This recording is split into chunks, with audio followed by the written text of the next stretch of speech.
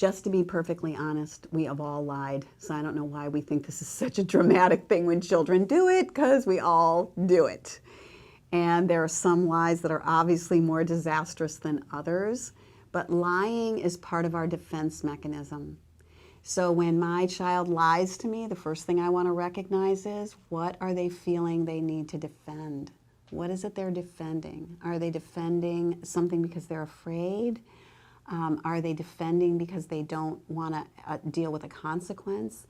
And my personal response to this in life is that most of us lie because we are defending the relationship. I don't want to lose my connection with you. And if you know what just happened, you might be angry with me. And if you're angry with me, I don't know what to do about that. So part of lying is this knee-jerk response to, I violated something that I know I shouldn't have done, and now I'm trying to wish it away by saying it never happened. And I think we all have kind of a knee-jerk response to that at some point. You know, a police officer pulls you over and it's like, I wasn't even speeding. Oh, really? Because I got you clocked at 15 over. So we all want to kind of pretend that something didn't happen. Can you kind of sense that? So when you know that your child lied, two things I want to point out with this. One is, if you know they lied, don't ask, if you know they did something, don't ask them if they did it. So did you pour the cereal on the floor? If you know they poured the cereal on the floor, you're the one that's lying first, because you're asking a question about something you already know the answer to. So the first thing is, acknowledge that cereal got poured on the floor and it looks like perhaps you had a mistake over here, and we're going to clean that up. So here's how you do that. When you know that something got spilled, here's how you take care of it. That way they don't have to cover story on that one.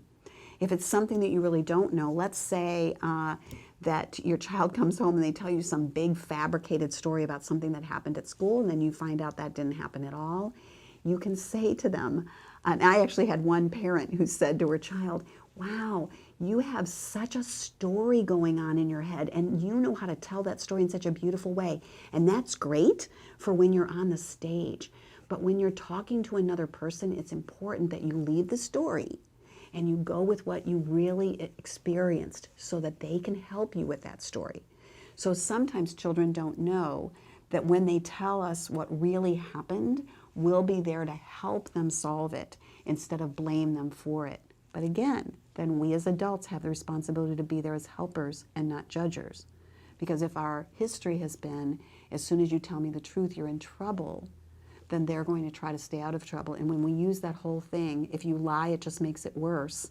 Lying at least might get you out of it. So remember that whatever they tell you, have an open heart and open arms to that.